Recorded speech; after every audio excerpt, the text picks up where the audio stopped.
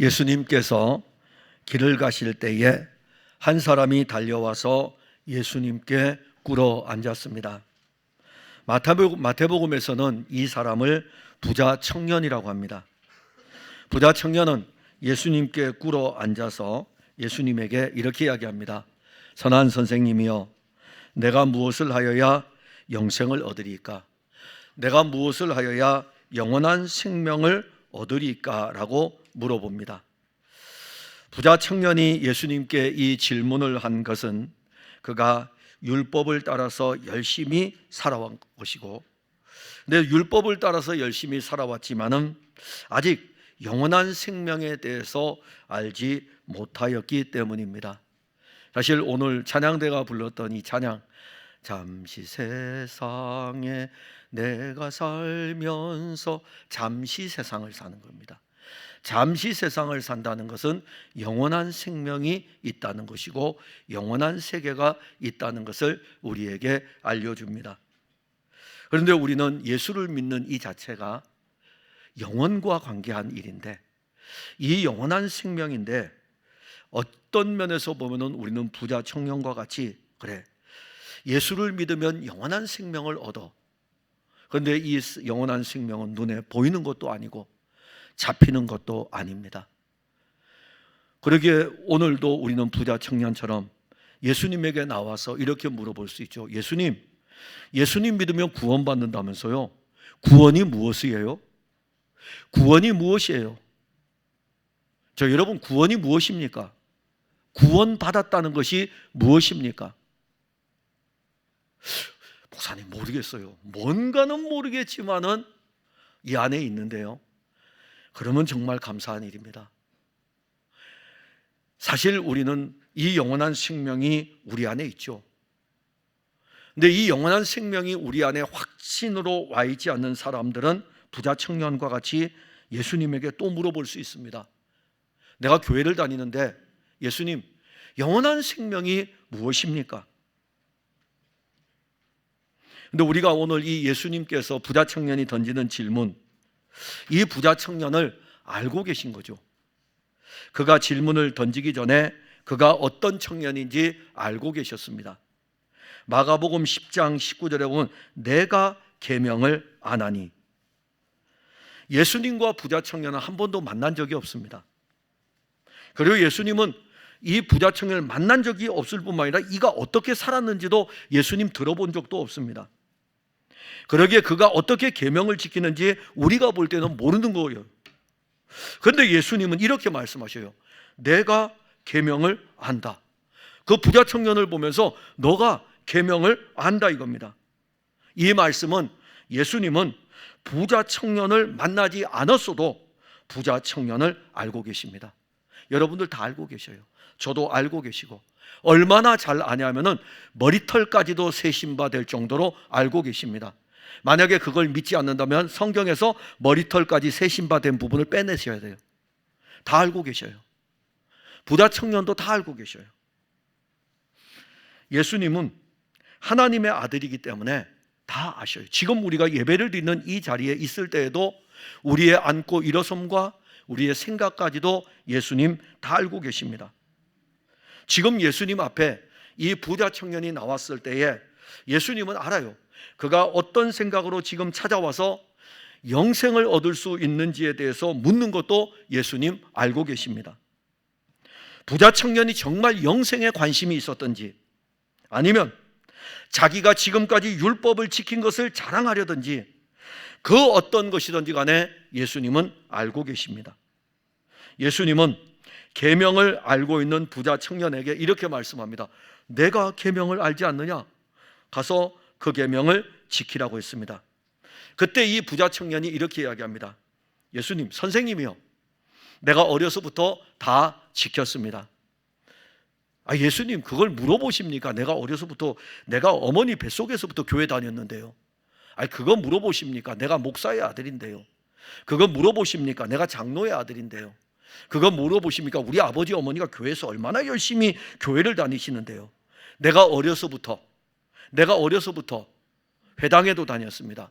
내가 어려서부터 회당에서 율법 선생님들이 가르치는 말씀도 들었습니다. 내가 그 말씀 들으면서 나는 그 말씀 어려서부터 다 지켰습니다.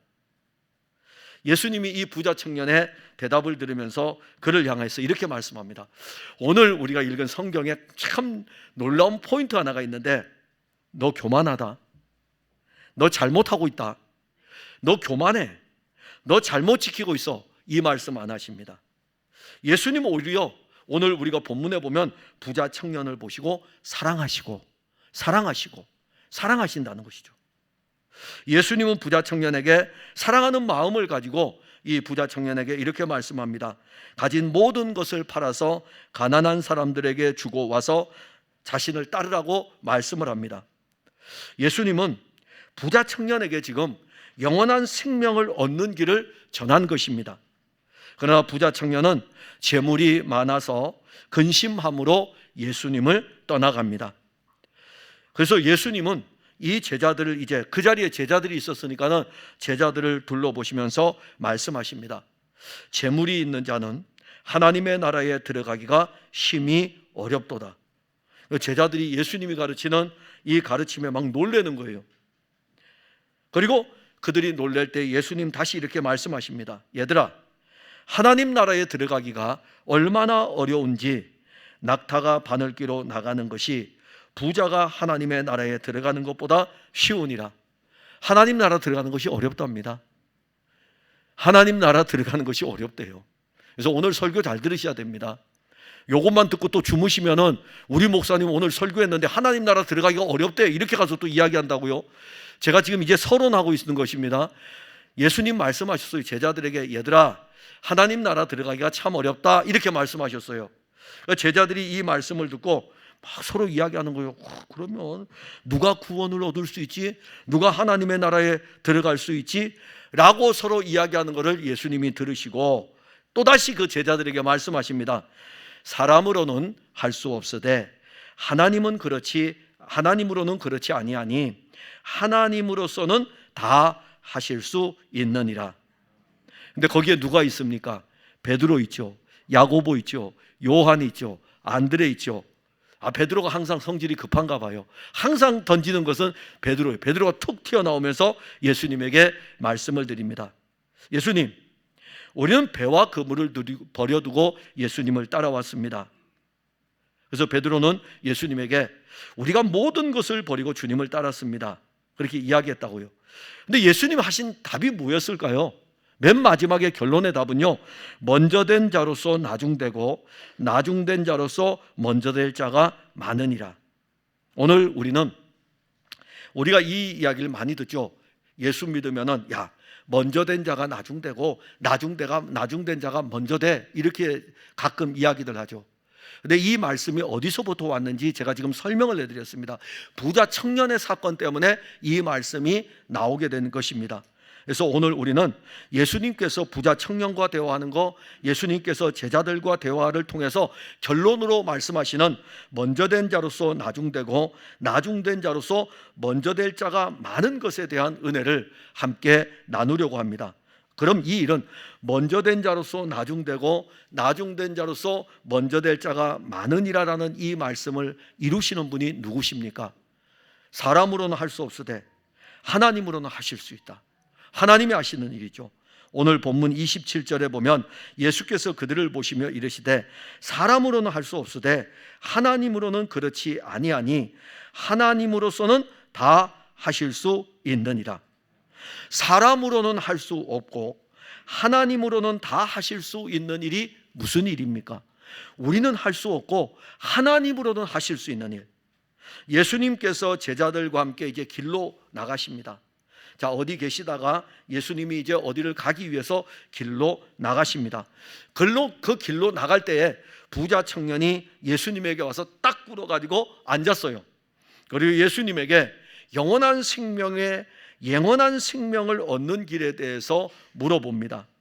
그럼 아마 이 청년은 자기 나름대로 하나님의 계명을 잘 지키며 살아왔습니다. 그러기에 그는 예수님 앞에서도 자기가 계명을 다 지켰다고 할 정도입니다. 예수님의 제자들은 지금 갑자기 나타난 부자 청년과 예수님의 이야기를 듣게 됩니다. 부자 청년이 계명을 지킨 것에 대해서 이야기하는 것을 들었습니다. 그런데 예수님께서 부자 청년에게 너가 가지고 있는 그 많은 재물들을 가난한 사람들에게 나누어 주고 예수님 자기를 따라올 것에 대해서 말씀을 했습니다. 그러니까 부자 청년이 예수님이 말씀하시니까는 재물이 많으니까는 이 재물은 놓고 싶지 않으니까는 예수님을 따라가지를 않고 예수님을 떠나서 다른 길로 가버립니다. 예수님은 지금 이 장면을 지금 진행을 할 때에 누가 이 장면을 보고 있는 것을 예수님 아셔요. 바로 제자들입니다. 그렇기 때문에 이 문제를 그대로 둘 수는 없는 거예요.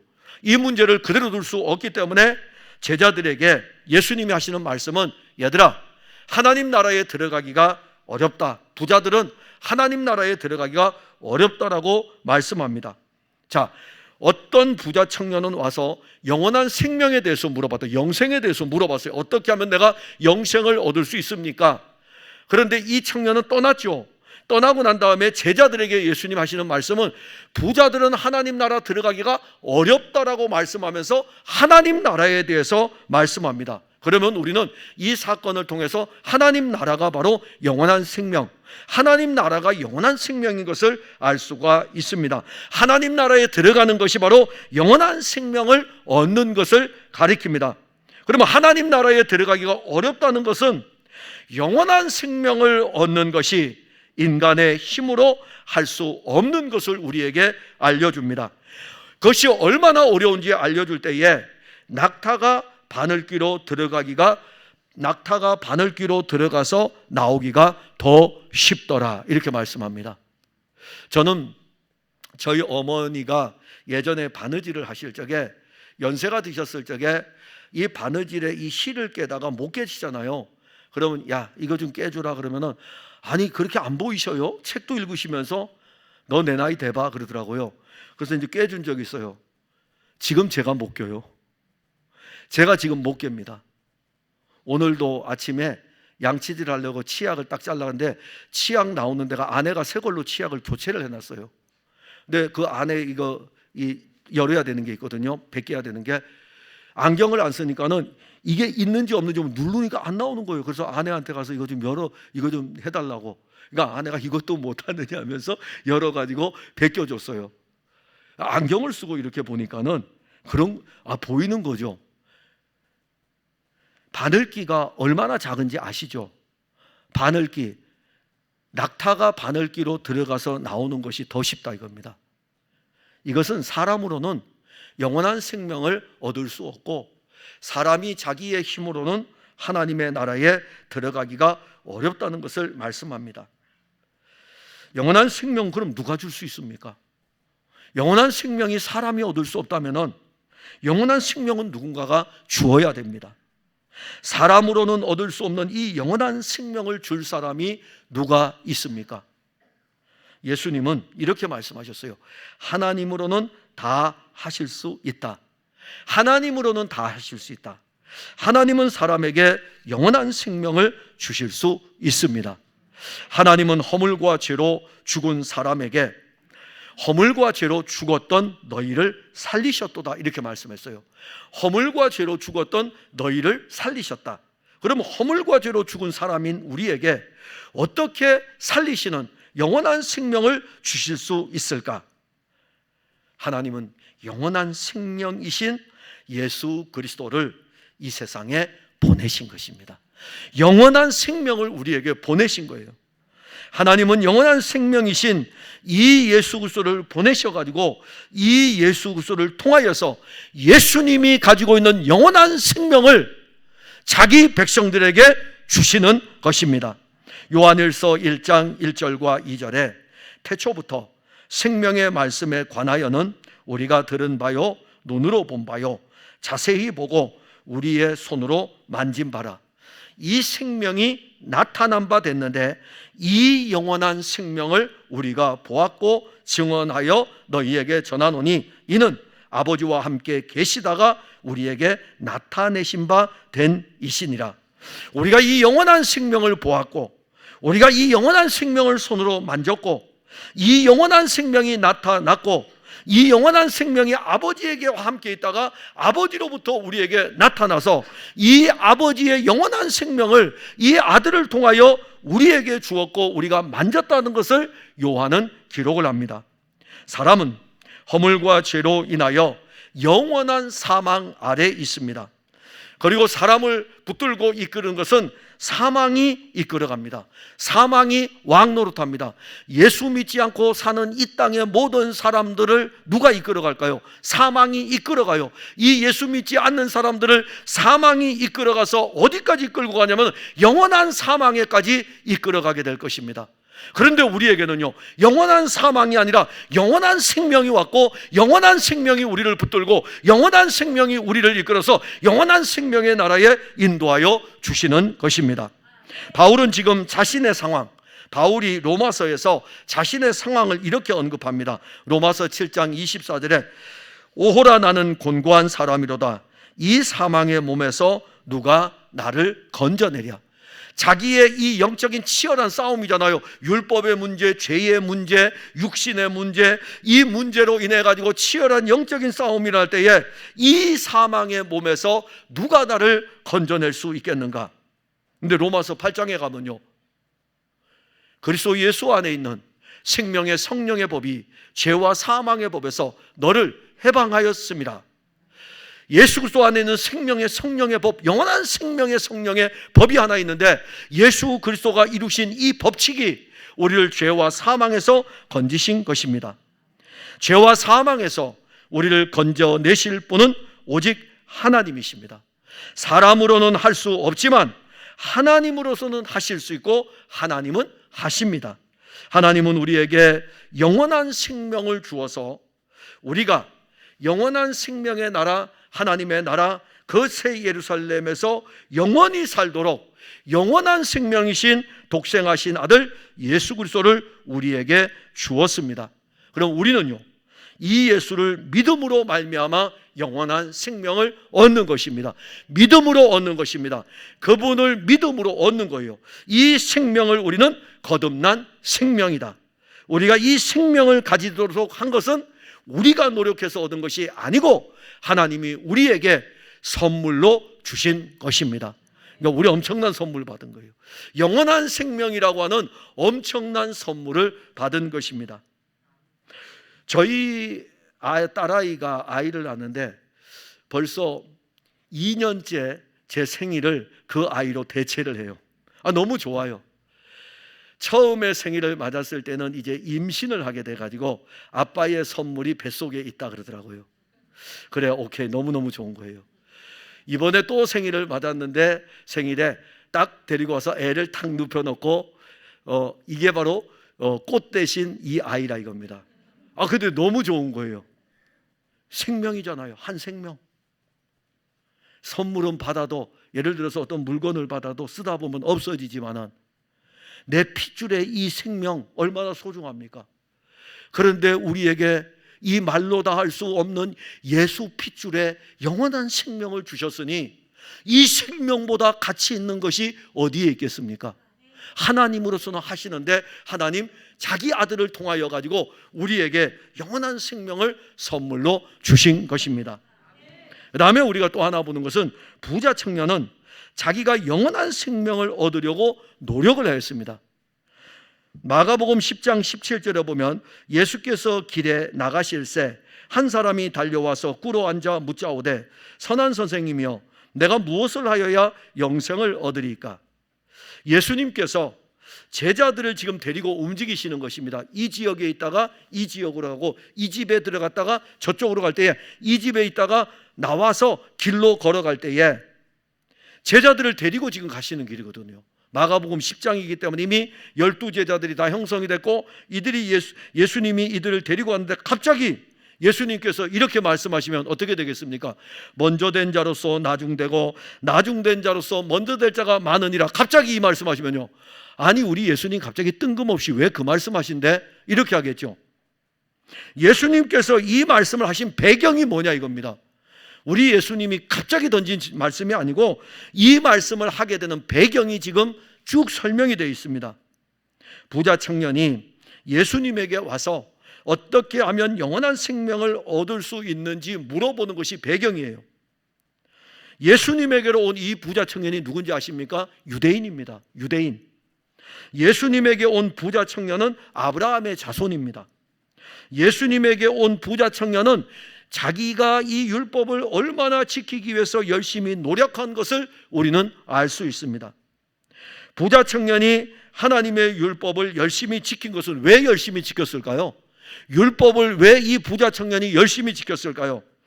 이 부자 청년은요, 아브라함의 자손이기 때문에, 율법을 받았기 때문에 이 율법의 말씀을 그대로 지키면은 하나님의 나라에 들어갈 수 있다는 것을 배웠기 때문에 그래요. 레위기 18장 5절에 보면은 너희는 내 규례와 법도를 지키라. 사람이 이를 행하면 그로 말미암아 살리라. 나는 여호와니라. 내가 너희에게 준 규례, 내가 너희에게 준 법도, 이 율법의 말씀들을 너희가 지켜라. 그러면 너희들이 이것을 행한다면 너희들은 이제 살게 될 것이다. 나는 여호와라. 나는 여호와라는 이 말씀은 내가 그렇게 너희들을 살게 할 것이니까 너희들 이 율법의 말씀을 다 지켜 행하여야 된다.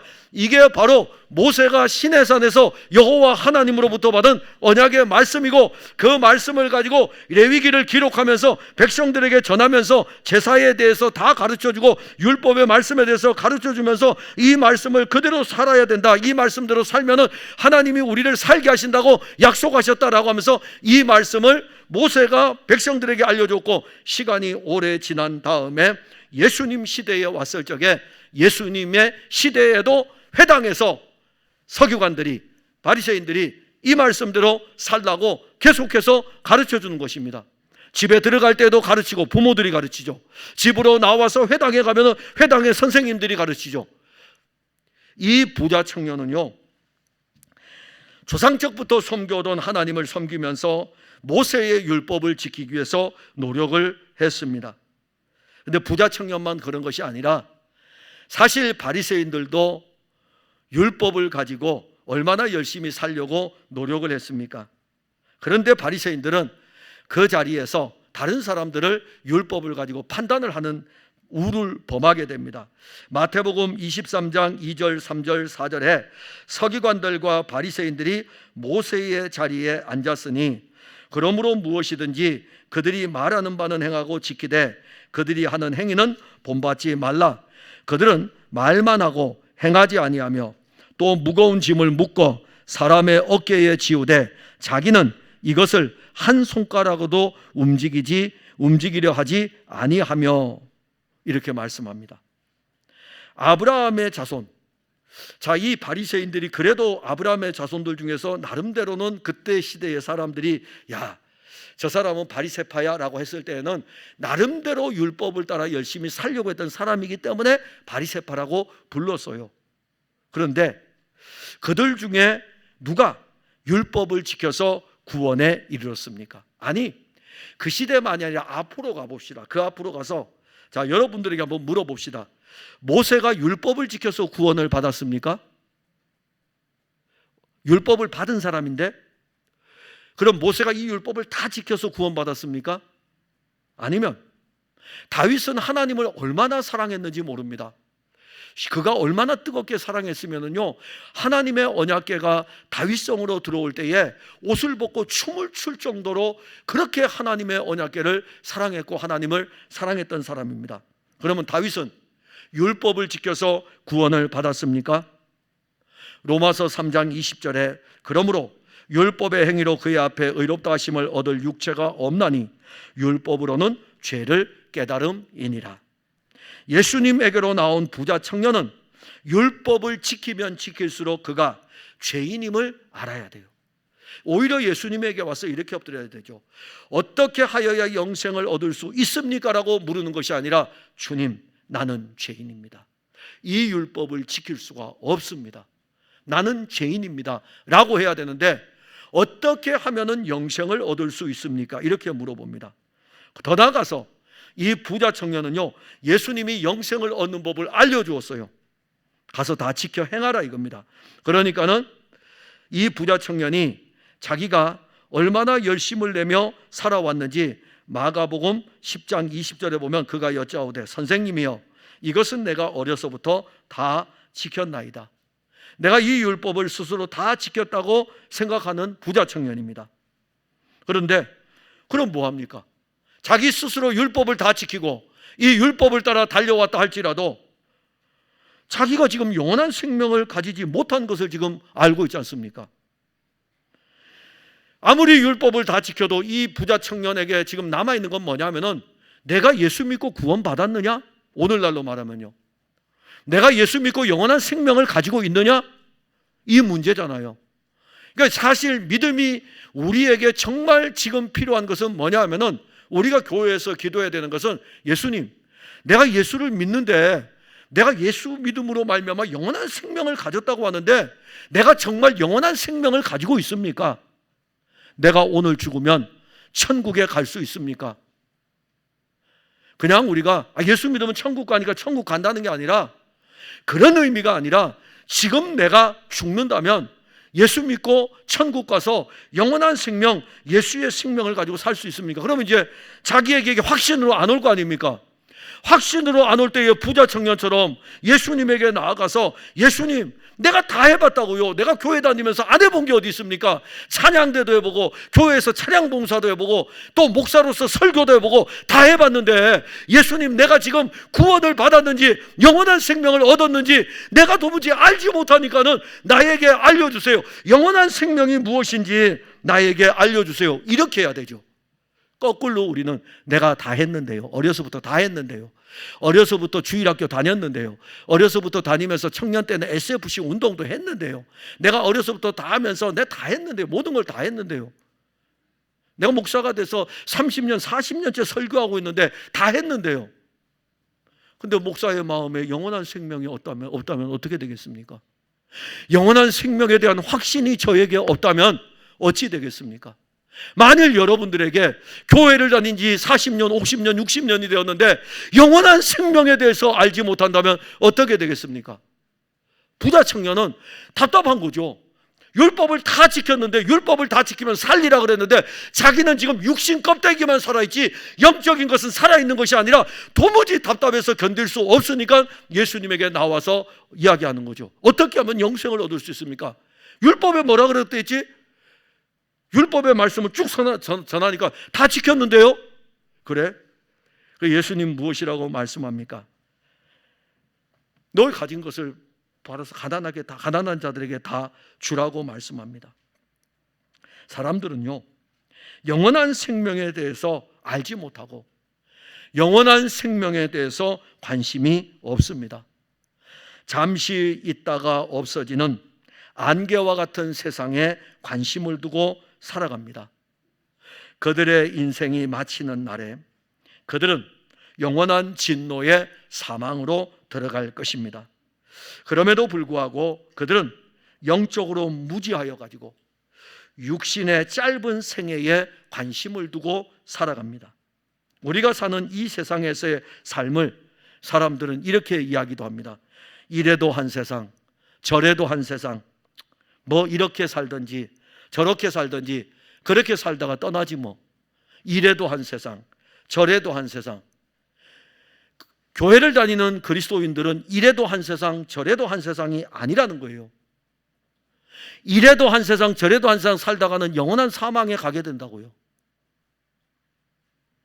우리가 이 세상을 떠날 때에는, 우리가 육신을 입고 이 세상을 떠날 때에는 우리에게는 영원한 세상이 열리게 됩니다.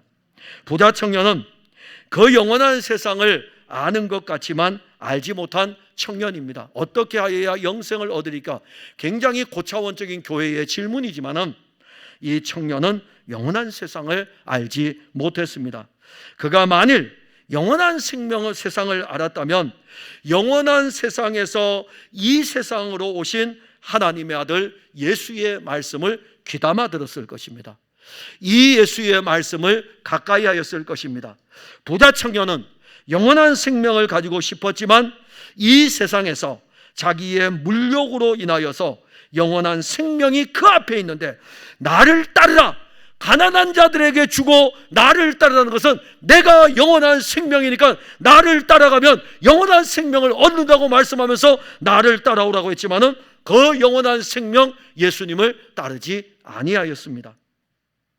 예수님은 영원한 생명이셔요. 내가 온 것은 양으로 생명을 얻게 하고 이 생명을 주기 위해서 예수님께서 오셨습니다. 예수님께서는 떡을 주시면서 이 떡을 먹으면 영생하리라. 이 떡은 바로 내 살이니 나를 먹는 자는 영원히 살리라고 말씀하셨습니다. 마가복음 10장 21절에 예수께서 그를 보시고 사랑하사 이르시되 내게 아직도 한 가지 부족한 것이 있으니 가서 내게 있는 것을 다 팔아 가난한 자들에게 주라. 그리하면 하늘에서 보화가 내게 있으리라. 그리고 와서 나를 따르라. 모든 부자 청년이 율법을 아무리 잘 지켜도요, 한 가지 부족한 것이 있어요. 우리가 아무리 율법을 잘 지켜도 한 가지 부족한 것이 있어요. 우리가 예수 믿는 믿음으로 살아가도 부족한 것이, 여러분들은 한 가지가 있어요. 저는 2가지도 넘고 3가지도 넘고요. 이 부자 청년에게 한 가지 부족한 것이 있다라고 말씀하는 것은 잘 살았다는 거예요. 정말 그 말씀을 따라 율법을 지키기 위해서 잘 살았던, 그래도 부족하다 이겁니다. 한 가지가 부족하든지 10가지가 부족하든지 이 부족한 것은 하나님의 나라에 이르게 하지를 못하는 것입니다. 영원한 생명이신 예수님을 따라가면 이 청년은 영원한 생명을 얻게 됩니다. 그러기에 예수님께서는 이 부자 청년을요, 다른 바리새인들처럼 꾸짖지는 않았어요. 바리새인들을 향해서 예수님 어떻게 꾸짖었을까요? 잘 아시죠? 독사의 자식들아. 이거는 고상하게 우리말로 번역된 거고, 그냥 좀 거칠게 표현하면 뱀의 새끼들아. 그 표현이에요. 맞잖아요. 독사의 자식들아, 뱀의 새끼들아. 이거 영상으로 나가는데, 근데 독사의 자식들아가 그 표현이에요. 독사의 자식들아. 누구에게? 바리새인에게.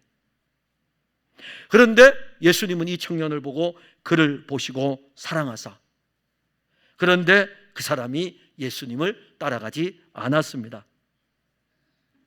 마가복음 10장 22절에 그 사람은 재물이 많은 고로 이 말씀으로 인하여 슬픈 기색을 띠고 근심하며 가니라. 인간적으로 볼 때는 대단히, 우리가 볼 때는 종교성으로 볼 때는 참 연민도 있고 그런 사람이죠. 그럼 뭐합니까? 인간적으로 아무리 좋고 인품이 좋으면 뭐합니까? 예수님 안 따라가면 구원 못 받는데요. 인품이 아무리 좋아도 예수를 따르지 않으면 구원을 받을 수가 없습니다. 세상 재물에 매여 이 사람은 영원한 생명을 알지 못했습니다. 그가 어떻게 하면 영원한 생명을 얻을 수 있습니까? 라고 물어본 것은 그의 가식적인 모습뿐이었습니다.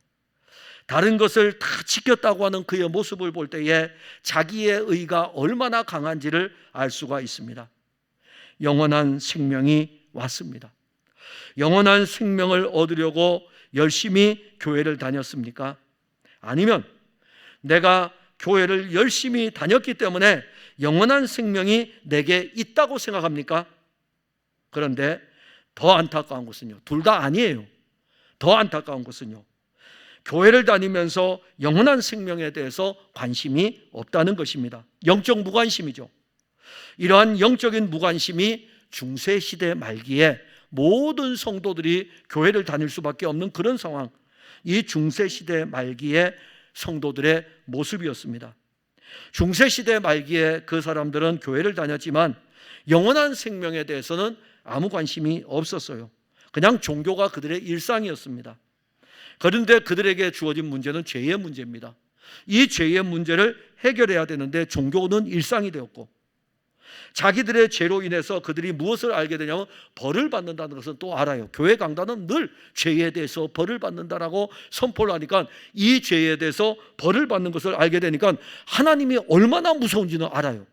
그러니까 이 벌을 받지 않으려고 하니까는 이때에 등장하게 되는 것이 면벌부. 이 면벌부라고 하는 것을 판매를 했다고요. 면죄부라 그러죠. 면죄부, 면벌부를 판매했을 때 이것을 사게 되면 죄에 대해서, 벌 받는 것에 대해서 사함을 받는다는 것을 종교가 가르쳤다고요. 그런데 그 시대에 한 사람은 달랐어요.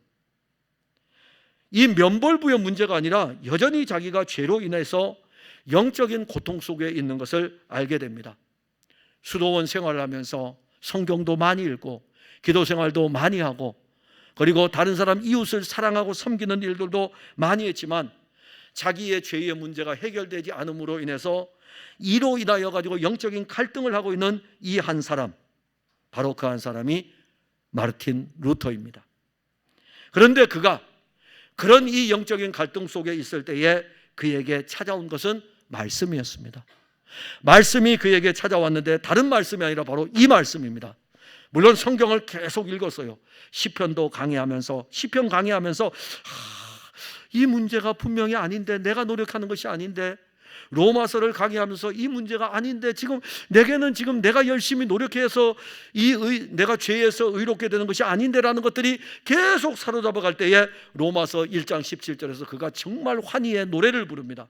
복음에는 하나님의 의가 나타나서 믿음으로 믿음에 이르게 하나니 기록된 바 오직 의인은 믿음으로 말미암아 살리라.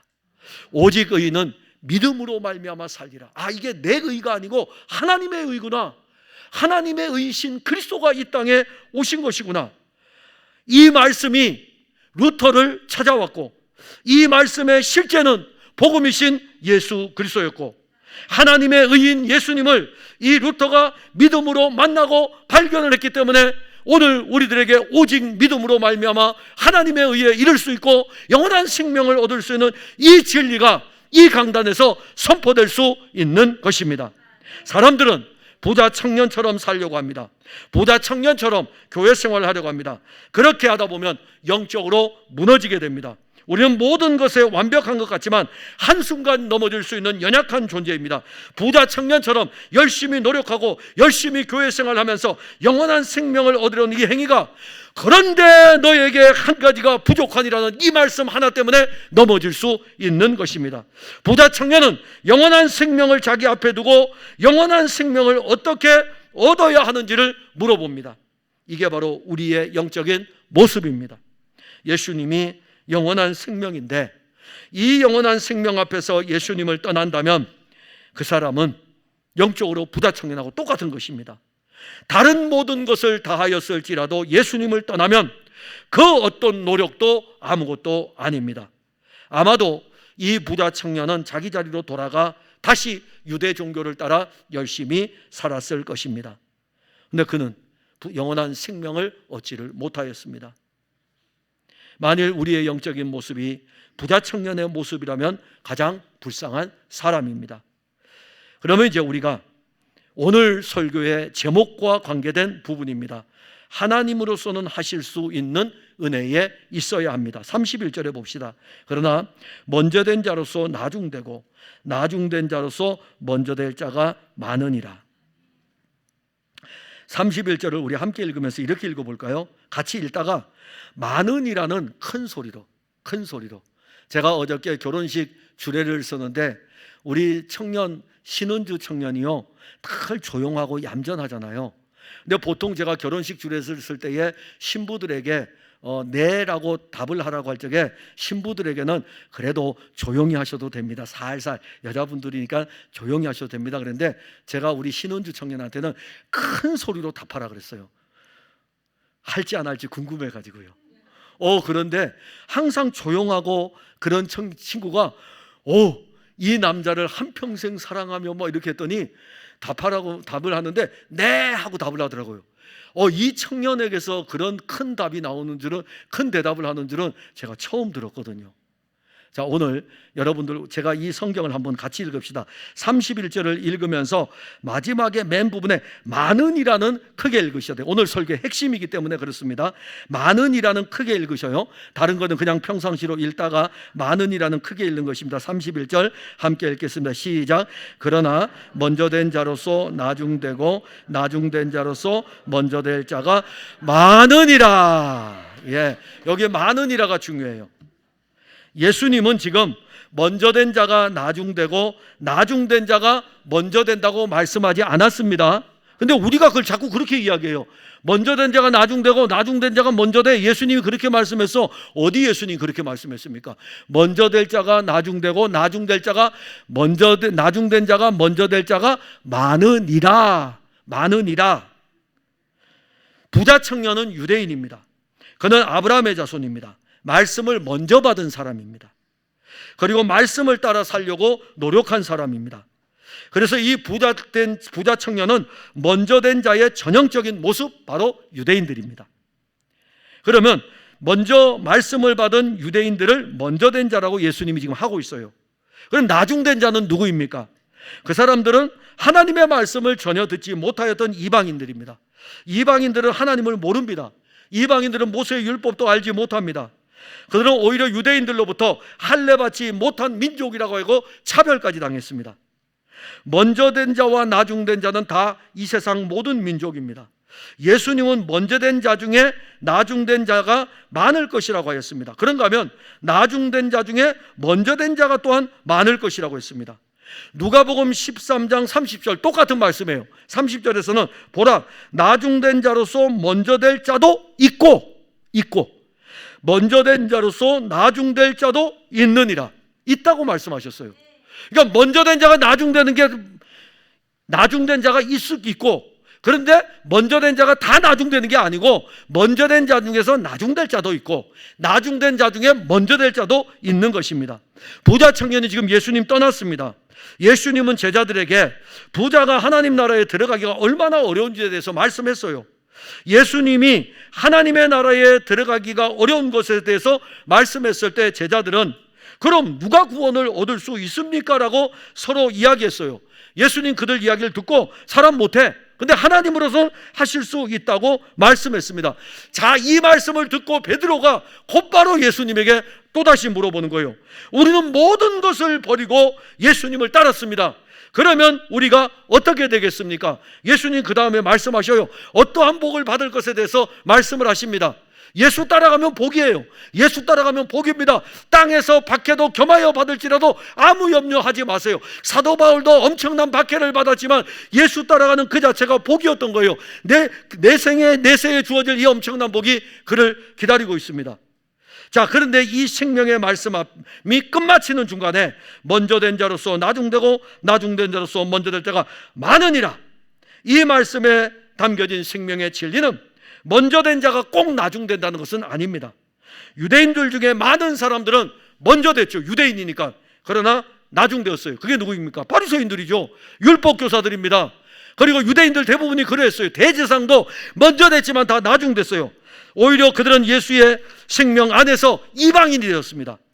그런데 또 다른 사람이 있어요. 누가 있을까요? 유대인들 중에서 먼저 된 사람 중에서 베드로, 야고보, 요한, 예수님을 따랐던 12제자들, 예수님을 따랐던 120명의 무리들 다 먼저 된 자들 아닙니까? 먼저 된 자로서 처음부터 끝까지 누구와 함께합니까? 12사도가 처음부터 끝까지 예수와 함께하는 유대인 아닙니까? 120명의 무리가 예수와 처음부터 함께해가지고 끝까지 함께하는 120명의 무리들 아닙니까? 처음부터 끝까지. 바울은요, 바울도 먼저 된 자예요. 먼저 된 자인데 유대인이었어요. 유대인인데 예수를 믿음으로 말미암아 아브라함의 자손이 되었다고요. 먼저 된 자로서 끝까지 먼저 된 자로 남아있는 것입니다. 그러면은요, 나중된 자로서 먼저 된 자는 누구입니까? 빌레몬이요. 오후 예배 때 우리 빌레몬 하죠. 이방인이잖아요. 나중된 자였지만 영적인 아브라함의 자손이 되었습니다. 고넬료 알죠? 고넬료 이방인입니다. 나중된 자로서 아브라함의 자손이 되었습니다. 먼저 된 자로서 나중되고 나중된 자로서 먼저 될 때가 많으라는 이 말씀을 통해서 우리가 한 면에서는 지금 먼저 된 자로 지금 이 길을 걸어가고 있습니다. 처음 교회를 나온 사람보다 먼저 된 자죠. 그러다 그들이 열심을 내면 그러죠. 야, 나중에 다 해봤어. 우리가 다 해봤어. 그런 거 그렇게 이야기하죠. 그렇기 때문에 우리는 어떤 면에서 보면 먼저 된 자예요. 먼저 된 자로 우리는 시작을 했습니다. 그리고 그 은혜가 우리에게 끊임없이 공급되어 지금도 여러분들은 나중된 자로 있는 것이 아니라 먼저 된 자로서 먼저 된 자의 길을 걸어가고 있는 거 아닙니까? 그 은혜가 공급돼가지고 얼마나 감사합니까? 40년 예수를 믿고, 제가 한 40년 됐는데 40년 예수를 믿고 40년 동안 이 먼저 된 자로 계속 길을 걸어가니 얼마나 감사합니까? 여러분들은 저보다 더 오래 믿지 않았습니까? 그러니 그 길을 예전이나 지금이나 똑같이 이 길을 걸어갈 수 있는 것이 얼마나 감사합니까? 그런가 하면 우리 중에 나중된 사람도 있어요. 이제 막 교회 생활을 시작하는 사람도 있습니다. 그런데 예수님께서는 이들에게도 은혜를 주어가지고 나중된 이들을 우리와 같은 먼저 된 자, 예수의 생명을 가진 자로 만들어 주시지 않습니까? 이런 은혜가 어디에 있겠습니까? 그래서 우리는 먼저 된 자든지 나중된 자든지 간에 은혜로 말미암아 구원을 얻었고, 그 은혜가 먼저 된 자 중에 먼저 된 자로 여전히 그리스도 예수를 따르는 사람도 영원한 생명을 얻게 되고, 나중된 자로서 그리스도 예수를 따르는 사람은 이제는 먼저 된 자가 되어 그 영원한 생명을 같이 얻게 되는 것입니다. 우리는 하나님으로서는 다 할 수 있는 그 은혜로 시작을 하였고, 그 은혜로 지금까지 있는 것입니다. 사랑하는 성도 여러분, 먼저 된 자로서 나중되지 않은 거 얼마나 은혜입니까? 얼마나 많은 사람들이 먼저 되었다가 나중된 사람들 우리 주변에서 보지 않았습니까? 그 사람들 그러잖아요. 이렇게 얘기하잖아요. 나도 옛날에 교회 다녀봤어, 이렇게 이야기하잖아요. 내가 옛날에 얼마나 교회 많이 다녔는데. 먼저 된 자로서 나중된 자가 우리 주변에 있는데, 우리는 옛날에 교회 다녀본 것이 오늘까지도 교회 다니고 있으니까는 이것도 은혜이고, 우리가 예전에 나중된 자였었는데 이제는 먼저 된 자로 이 은혜 아래서 믿음 생활하니까는 이 또한 얼마나 감사한 일입니까? 이 모든 것 누가 하셨을까요? 하나님이 하시는 것입니다. 하나님. 우리는 이미 이 영원한 생명의 은혜를 받았고 지금도 우리에게 공급되고 있습니다. 먼저 된 자로서 여전히 여러분들 그 믿음 위에 서 있고, 나중된 자로서 먼저 된 자의 은혜 안으로 항상 들어가는 여러분들의 신앙의 여정이기를 바랍니다. 기도하겠습니다. 하나님, 은혜를 감사합니다. 오늘 우리에게 먼저 된 자로서 나중되고 나중된 자로서 먼저 될 자가 많으니라고 말씀하셨습니다. 누가복음에서는 있다고 말씀하셨습니다. 그런데 우리는 나중되었다가 먼저 되었고, 또 먼저 된 자로 있을 때에 여전히 먼저 된 자로서 예수 그리스도의 생명 안에 처음부터 지금까지 예수의 생명 안에서 살게 하심을 감사합니다. 사랑하는 성도들이 이 예수의 영원한 생명을 가지고 걸어가는 이 길에 저들이 즐거움의 걸음이 되게 하시고, 이 영원한 생명의 감격을 가지고 새 예루살렘을 향하도록 이끌어 주옵소서. 예수님 이름으로 기도하옵나이다. 아멘.